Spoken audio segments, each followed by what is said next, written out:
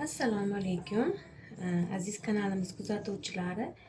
Bugun men sizlarga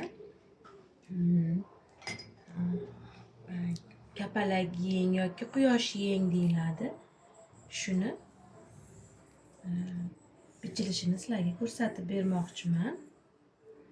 Buning uchun oddiy yengimizni bichib olamiz. Standart oddiy yeng bichib turib, uni qirqib mana 2-3 santimetr oralatib qirqib olamiz.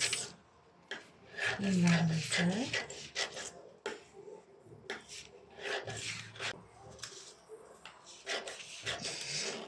va buni hozir matoga ochgan holatda qo'yib olamiz.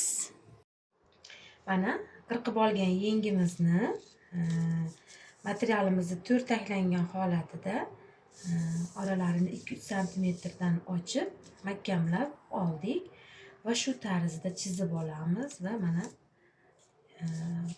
olgan nimamizni andazamizni olib tashlab turib yengimizni qirqib olamiz.